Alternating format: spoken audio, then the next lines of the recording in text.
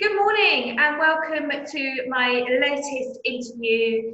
I have the pleasure of being joined by Nick today. Nick is a local business owner who specialises in the online retail arena. So I'm really excited to be chatting to you today. Good morning, Nick. Good morning. Thanks for inviting me on, Sam. I'm looking forward to having a chat about, all things online retail. Seems like quite a sort of hot topic at the moment. So I'm looking forward to talking about it. Absolutely it is. And I think that what's been apparent over the last sort of 10 weeks in lockdown is that SMEs really need to up their game and be on top of their game when it comes to technology. And I know, and I've met many SME owners that have admitted, just like myself, to being a bit technophobic and not really keeping up with the latest technologies. And I think, I can only speak for myself, but it's a little bit of what we don't know. So I've learned by being involved with clients and mastermind groups that there are many apps and platforms and plugins that have really transformed the way that I do business and made me more efficient. But I wouldn't have been aware of those if somebody hadn't told me. So Nick, how do you keep up to date with everything that's on offer to you as an SME owner? Yeah, so there's an overwhelming amount of different apps and bits of software that are thrown at all of us probably on a daily basis. It can be difficult to know which bit of software we should actually invest in, what would be worth our time and would give us maybe an improved return within our business or help us reach the objective we've set out. So for me, I think of all of this sort of digital age as, I suppose, a bit of a land grab. I think the game of it all seems to be the attention of people and where we spend our time, what we do. So years ago, everyone would spend a lot of their time watching television, reading newspapers, and that's where a lot of companies and brands ad revenue went to get in front of those people. But I think now things are changing, and whilst you might be watching TV, when adverts come on, most people pick up their phone and aren't really paying much attention to the adverts. They're looking at their phone, which is why I think it's such an important topic to talk about. And I think there are so many different opportunities at the moment. It really depends on your objectives. So there are apps out there to help us with productivity, with streamlining processes within our business. I think there's brilliant project management tools like Asana. There's a very cool bit of software called Zapier, which it almost seems like magic. How you can automate tasks that might well take you sort of 5 to 10 minutes. And I think I've started to look at our different online businesses sort of from a bird's eye view. So looking, okay, what do I spend the majority of my time doing?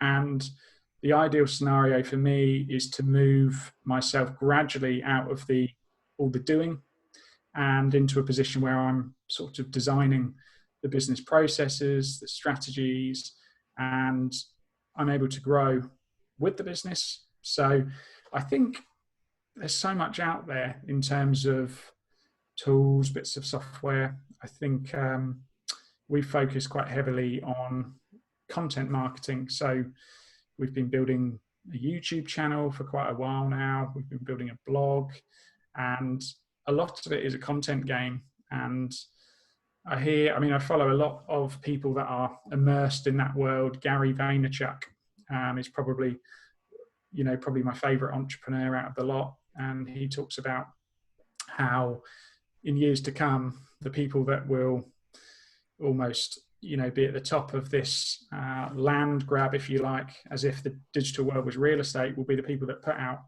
the most useful content. And we're right at the beginning of that age. So I think now is almost the time to grab as much of that attention and find pockets for you and your business all over the internet. So are you saying saying then, Nick, that unless we embrace it now, then we are going to get left behind. And unless we have, regular content, engaging content, educational content, then, people are going to choose others over us. Is that what you're saying? I think I'm not sure if a business would sort of cease, or sort of, it wouldn't exist anymore. I think maybe as the years go by, people will struggle to compete in terms of generating new customers and generating new leads for their business. And I think it does depend on your business, and a lot of old school businesses are deep rooted in contacts and networking, who and I think that will always remain very important because there's such an element of trust building. But I also think people's behavior over the years is and sort of will continue to change. So the companies that do embrace the change in that almost attention shift now will certainly be better off in terms of growth and new customer acquisition and all that sort of thing. So I think it will be important, definitely. And I speak to my dad all the time, and have done over the years, about he runs an estate agency and really embracing the power of technology to improve a business. And I think he was always of the mindset of, we do things how we do it, and it works very well, to which I agreed with him, definitely. But I think there's always an area that you can improve. And if by using technology you can save time and increase efficiency in organization, I think out of two businesses, one will shine through in the customer's eyes. I think you're right. And if we look back, let's go back, gosh, would it be, how long? 20 years would it be? Since the days of, walking into Blockbuster and renting a movie. And, now, I mean, that's, my children wouldn't even know that, would not even, even recognize the brand Blockbuster, because now it's all Netflix and Amazon Prime and, Sky TV and everything else that's available. So, but what I'm saying is, like 20 years ago, we wouldn't have even thought that we wouldn't have that experience, that would be taken away from us, because that was what we did. And I think that's the mind shift that we have to have as entrepreneurs, as SMEs, that yes, we can continue to do what we do and deliver it how we deliver it, and we can do that well. And there will always be people that will want to buy it that way. But if we're looking at our customers being, innovators, and the younger generation coming in, they're going to want to move things. They're going to want to shift. They're going to want to do things with technology at the helm. And we have to stay on board with that. We have to stay not even on the curve, maybe a little bit ahead of the curve. But it's tough. It's tough as an SME when you've got sales, you've got marketing, you've got, your finances, your team, your product, your customer service, all of that, as well as then looking at what's coming next in terms of technology. So how do you guys cope with that? Yeah, I love the Netflix Blockbuster story. I don't like that. Obviously, there were people involved in Blockbuster that were incredibly hurt by that business, ceasing to exist anymore. But I know Netflix offered to buy Blockbuster, and I think it was as little as 5 years later, the offer amount, or they went out of business. And for me, it was Netflix had seen, of course, there's a demand. People want to watch videos, rent movies, and consume, interesting series and movies. And they could see that, well, they'd be able to deliver that to the masses, and you'd only pay a monthly subscription fee to have access to everything Blockbuster had, but all at once. So to offer, I think it all starts with the customer, doesn't it? And the businesses that will survive long-term adapt and continue to improve the customer experience. And we try so hard in all of our online businesses to almost get quite obsessive about the customer. And it is difficult. You're right, at times, with so many different parts of the business. But I think I've always found it quite useful to just focus on one thing, and prioritize as much of my efforts throughout maybe a working day on that one task. So trying to identify what's the one task that's going to move me a step closer. And it's much better than, I mean, my business partners would tell you when we first started, I almost enjoy working on multiple projects at once and being all over the place, but it can be quite hectic. And yeah, although I enjoy working like that, I think you get much further if you decide that you're going to do a task and prioritize that. So yeah, I think that's sort of, you know, the ethos we try and carry forward with everything we do, really. Yeah. So what you're saying then is that sort of technology and innovation becomes part of your working week. Is that's as important as the other tasks that you have to do in marketing your online products? Yeah, I think data is the one thing that is, in my opinion, the most valuable commodity within business. And the reason Amazon are so successful is they're a giant data machine. They know more about all of us individually than probably, you know, most of our friends and family do, because our online shopping habits, our every move on their website are tracked, pixelated, our cookies leave breadcrumbs, and they have a customer profile on a lot of people. And not only through email marketing, but through displaying ads, they can show you products that you might want to buy when you might feel like buying them. And if you compare that to high street shops, it's, well, they wouldn't have that opportunity. You'd have a marketing budget, you'd try and get in front of prospective customers, but you can't ever pinpoint them in that way. And I think the only thing that's enabled them to do that is data, and offering such a superior product and service in Amazon. You can get anything you want within a day most of the time. Yeah, incredible. In times like this. So sorry, I'd sort of gone off track a bit there, but I think the reason why data is so important to us with marketing is we sell a lot of products on Amazon, and I love to use Amazon as a place to go and find product ideas. And you can find a best-selling product and have a look to see what they're doing, but then you can actually take it a step further. You can dive into the 1, 2, and 3 star reviews and find out what people don't like about the product and what they hate about the product.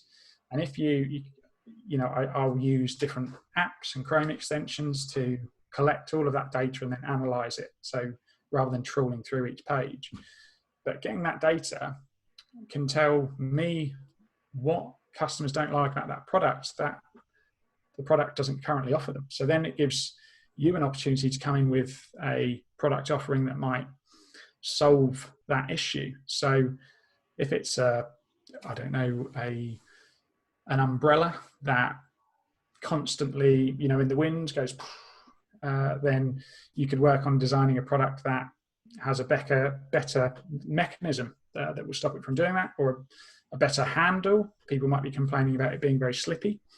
So there's a way to innovate, but you need to find out what people don't like. And that's one way we try and improve the customer experience.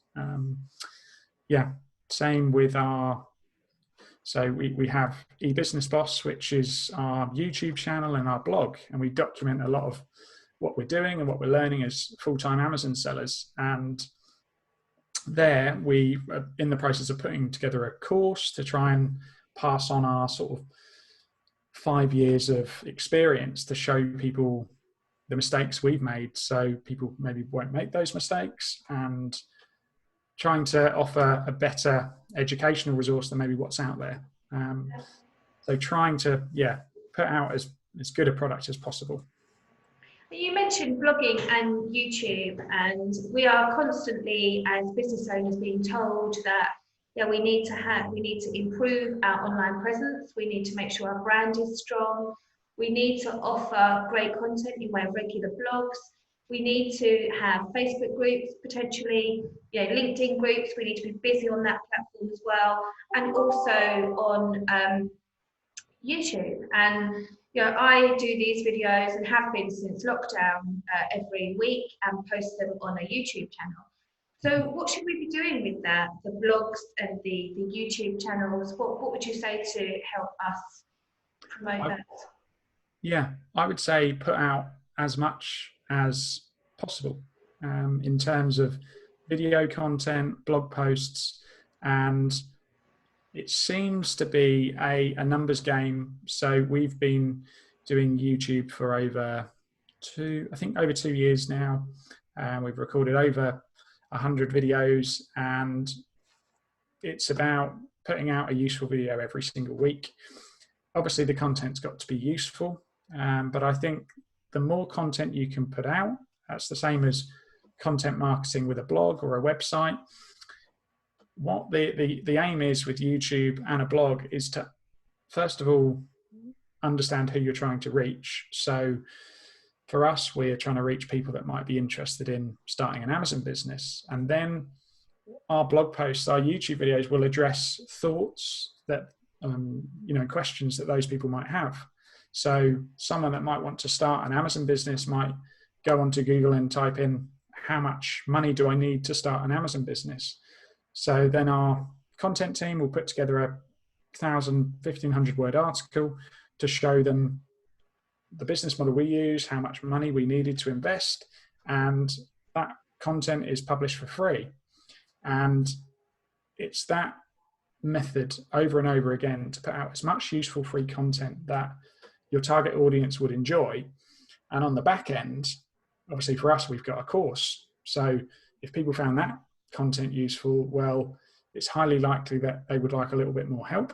And even if they don't, and it was useful, then they leave feeling good about us and our brand. Business Boss, yeah, they got a great blog. They talk to their friends about it. And I think it's got to come at a point, because you think, well, I don't want to spend all my money on marketing, but it depends what your strategy looks like. Is it long-term or short-term? And I think long-term's better all around, really, for your brand and the customer. So if we've got a YouTube channel, then we should be posting weekly on it, and we should be putting out, good, educational, helpful content that people are going to want to engage with. And then should we be promoting that? Yeah, so we had a go with some YouTube ads, and they weren't very successful. But it was a learning experience, and I think we'll return to them again. But we worked out that really, if we just focus on putting out better content, and I think before people go out there and record or do content, look on YouTube, and if your niche like ours was Amazon FBA, how to sell on Amazon, search some of the most commonly looked for keywords and find out what videos are doing well on YouTube, and that will tell you what content within your niche people enjoy. And then what I like to do is look at that video, go through the comments and see what people liked, what people didn't like, and see if I can maybe address those topics, or if I feel, no, I know that subject and I can put out a video that's just as good. Yeah. And then just go for it. And so I think a little bit of time and research to think, okay, making sure that this content might be found, because unless you've got, if you've got a Facebook group or a community of people that you can share the video with, then there's a chance it will get shared about. But otherwise, you're going to be relying on these sort of, YouTube's a search engine, just like Google is. And when someone goes in and types in business consulting or Amazon FBA, which videos are being seen, and can you make content to capture some of those views and pull in some new subscribers? Yeah, I think that's a really good point as well about videos. I certainly started probably videoing a year ago, I reckon, and that was through some training that I'd had on social media and how to be seen and what was engaging best with my audience, and it was definitely video. Brilliant. And I know that at first that scared me enormously, thinking that I've got to put myself out there, and I know this sounds a bit girly, but I was worried about how good my hair was that day, or which was my best side. I haven't got one, but you know, those sorts of things. And I think, you know, now a year later, you know, people say literally just point the camera, and it doesn't have to be a fully professional camera. The phones that we all have now are good enough, and just do it, because I believe that people want to see rawness from you. They want to see a bit of vulnerability. They don't necessarily at this point are looking for polished professional material. That might come later on if you're delivering a product or service, but they want to see a bit of you. They want to see your personality. Do you agree with that? Or?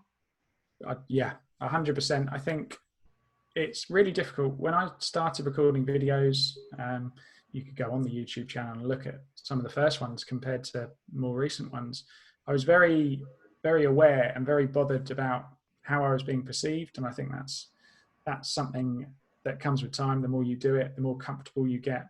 But yeah, I mean, the majority of videos I film on this, which is an iPhone and the webcam I'm on now. And I think we've had over 60,000 views, nearly 1,500 subscribers. And I'm competing with people that are, you know, have probably very expensive cameras, professional setups. And yeah, if the content's good, and I think people get behind a brand if you're organic and honest, and people like that. So I think actually sometimes it serves you even better. You can reach people that those people can't, because they can quite quickly relate to you and, you know, might be in your situation. So I think, like you say, I struggled with a lot of that at first. I thought, oh, am I coming across? Are people going to like me? Is this going to be good? And I just kept going every week. And I remember in the first few weeks we had, you know, hardly any subscribers at all.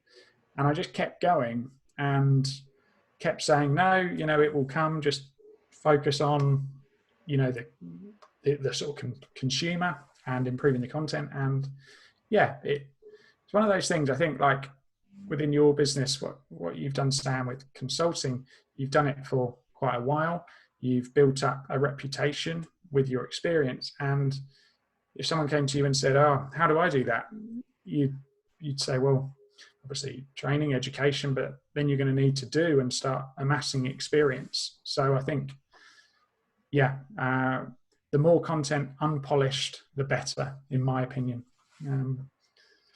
I agree. And I also think that from a personal point of view, that, you know, when people buy me because I am pretty much my service, then, you know, it gives them an indication of what they're buying, because I'm not a corporate. I may have had a corporate experience for 10 years, but I'm not, the way that I deliver my coaching is not through a real, you know, corporate way. And I think I'm quite relaxed, quite informal. So having a video that was this corporate polished material just wouldn't present me in the way that I think I do business. So, you know, actually, I think it's far better that people see what they're going to buy, and see me in all my warts, than have something that really isn't me at all, because it's been so edited that it's, you know, just not the real thing. Definitely. And I think another really interesting point about YouTube, and like you say, why video is becoming so popular, is we only have to look at the younger generation. So I don't have any children yet, but for anyone that does have children, a lot of them are spending their time on YouTube, on iPads, and the majority of their attention is there. Everybody's on it. And 10, 15 years ago, we weren't. And it's just, I think it's a really important thing to think about. In 10 years, there will be such an amount of content on YouTube, it will become even more difficult. So the sooner people get started with putting out content, in 10 years' time, you've found your space, and you won't regret it if you sort of start now taking advantage of these platforms that can generate you more business and help you achieve your objectives. That is such a good point, actually, Nick, such a good point. And I have 2 children. My youngest is 8, and he spends most of his life on YouTube. And his ambition is to become a YouTuber. And all he ever says is, Mum, oh, this person that I saw on YouTube. and he's only got the kids version. So, you know, when he's let loose on the real thing, God only knows what, you know, how much more admiral he's going to be towards the brand. But yeah, you're right. I think, you know, those are the next generation in business, aren't they? My 15-year-old doesn't use Google as a search engine. He uses YouTube as a search engine. So yeah, I think that's a really valid point. We need to start now, so we're really, really polished in what we are delivering when these kids are coming into the workplace and relying on that.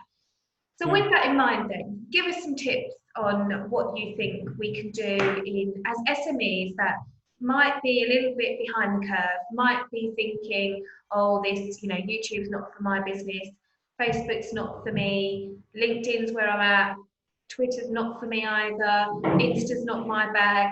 Where do you know, give us some tips on what we should be doing?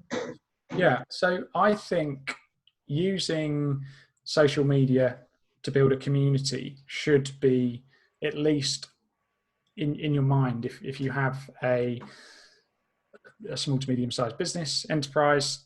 I think there are some really easy ways to do it. I think Facebook groups are incredibly powerful, and email lists are another thing. But I think a lot of people may well have an email list, but probably wouldn't necessarily have thought about starting a Facebook group. And I think a Facebook group, a YouTube channel, are really sort of powerful ways of cultivating a community of your own customers. So if you can maybe start with a Facebook group, there's so many options. It might depend on your business, but having a blog that you update with useful content can help customers trust you, can help you find new customers. The same with YouTube.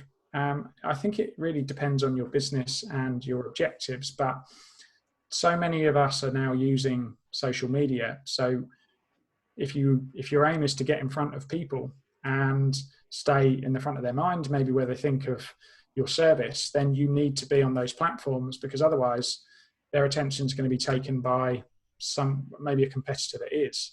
Mm-hmm. So it's quite overwhelming, I think, especially if you're new to all of it.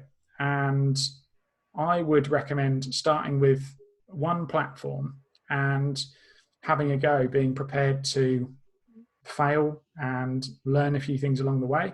If you're really not that way inclined and you have the budget, consider hiring someone that maybe does have the experience in running a social media platform for you. It might be your son or daughter might work in the business and be happy to take that on. And I think that can work really, really well. So pick one platform. Don't worry too much about, trying to get to 1 million subscribers or followers.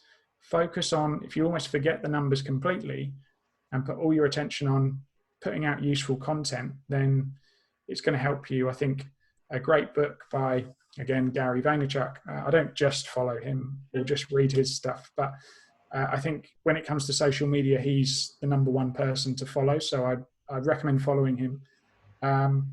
He wrote a book called Jab, Jab, Right Hook. And the jab represents free value. So maybe that's a free article, a free video, providing someone with education. And the right hook is your sales letter, your sales offer.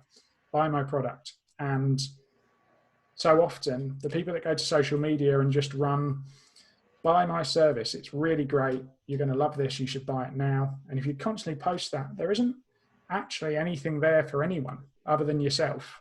And that's, I think, the mindset shift that anyone can make to change the performance of their social media. So put out content that actually helps your consumer rather than that helps you.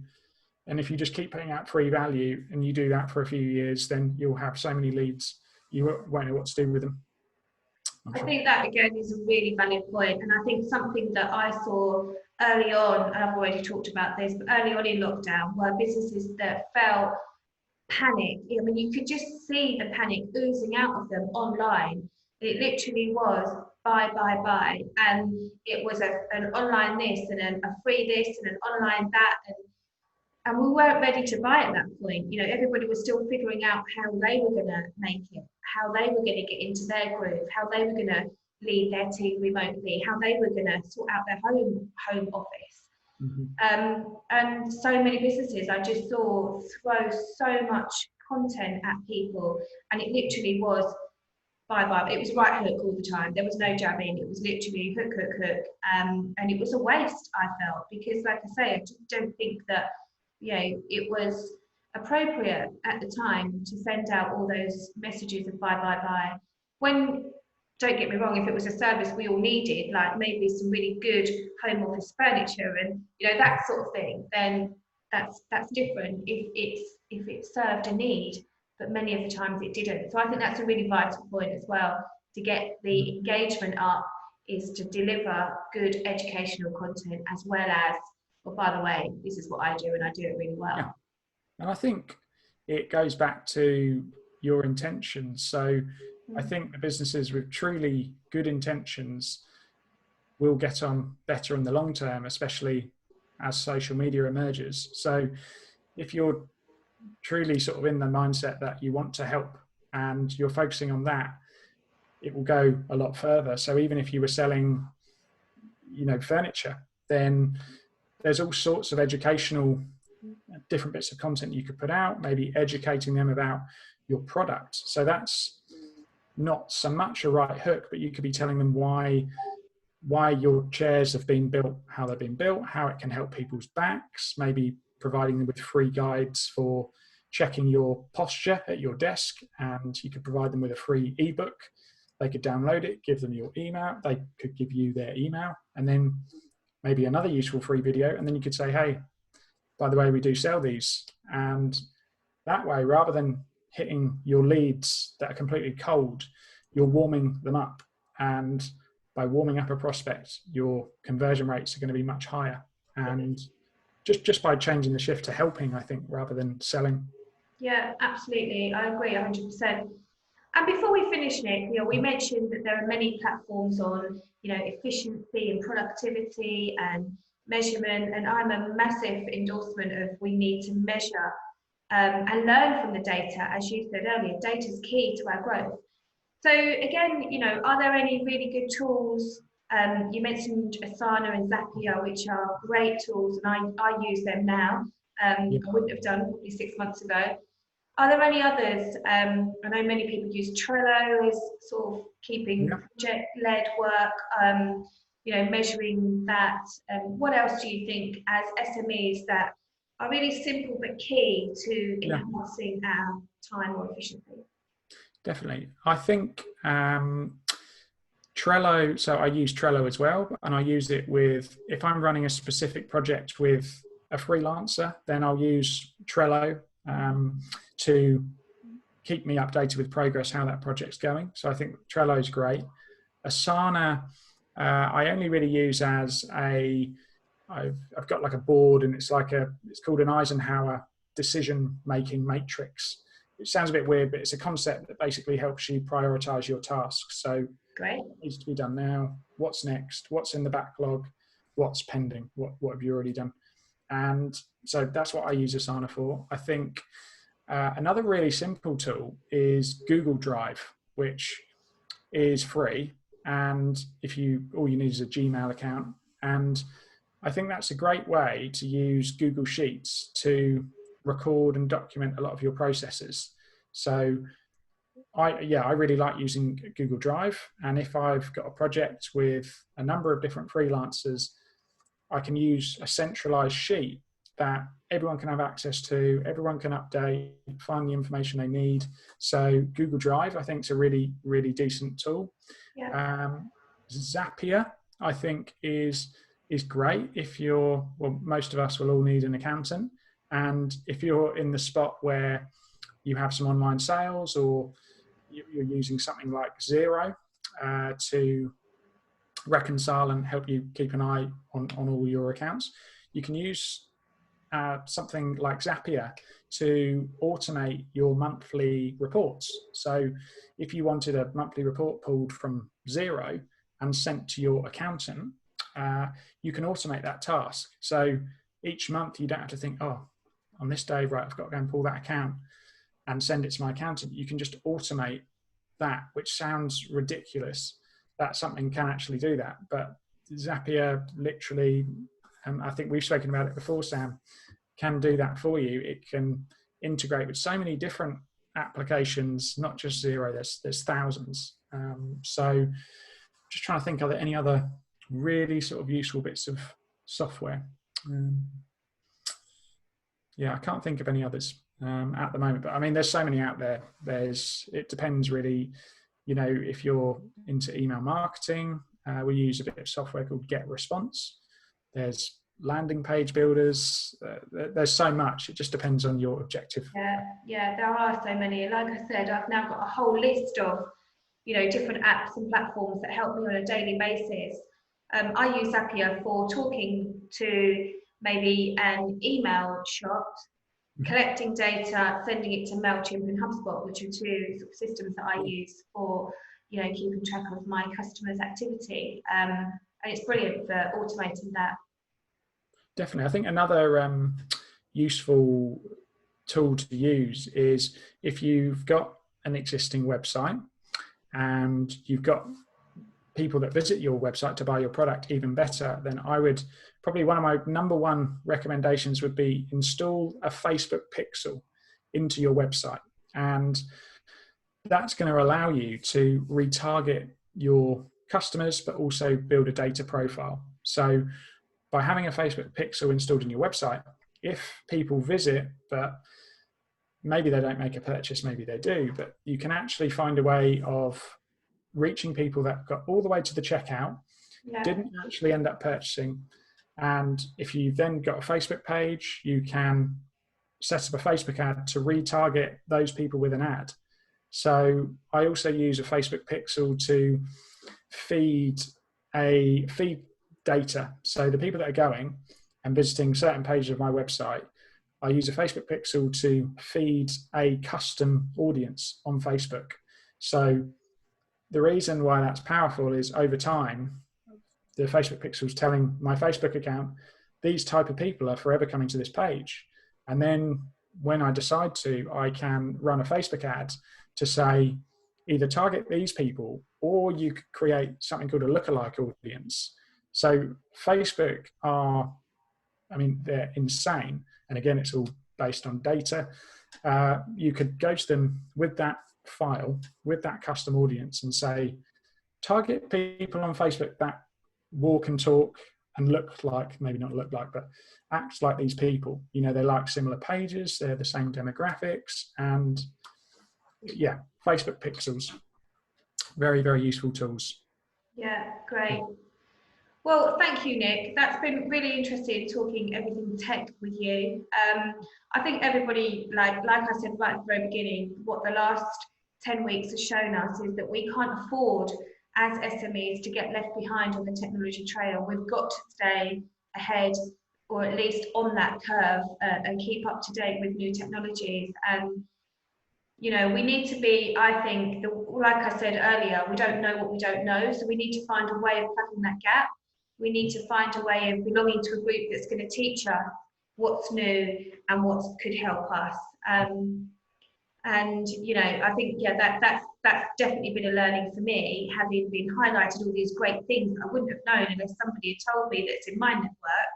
How do I either have my own network of people that I can refer to, or, you know, like I say, belong to a group that's gonna help me with that. Yeah. So have you got anything final to say to us, Nick, in the world of technology, being king of the online retail arena, what should we do? Long way off being a king of anything really, but yeah, I think, like Sam says, immerse yourself in a community of people. Look for people in your space that are doing maybe what you're trying to achieve. So whether there's people that are on YouTube, go and subscribe to them, go and follow their video content if that's going to help you on your journey, and try and immerse yourself in the social media world a little bit more. You know, it doesn't have to, I don't think everyone has to use Facebook for the social side of things. I think I use it for the majority of the time for business purposes. So I'm in a number of Facebook groups and even some mastermind groups that I pay a monthly subscription to that are full of high level, so for me, Amazon sellers that we can discuss different tactics. But there are communities you should immerse yourself in. Yeah. 100%. And I think, for me, it's don't be frightened of it, because you can't break anything, can you? You can only have a play and see what works for you. And it is about that too, because I'm a big believer in what might work for one might not work for another. And we've got to find what works for us and not just do things because somebody else is doing it. But yeah, embrace it, don't be frightened of it. Nick, it's been an absolute pleasure. Thank you so much. It's been a real treat having you on, and yeah, I think you're a king in the online world, and I think you're smashing it. So yeah, well done, congratulations, and have a great rest of lockdown, however long that lasts. Who knows? I will. Yeah, thanks for having me on. Really appreciate it. You're very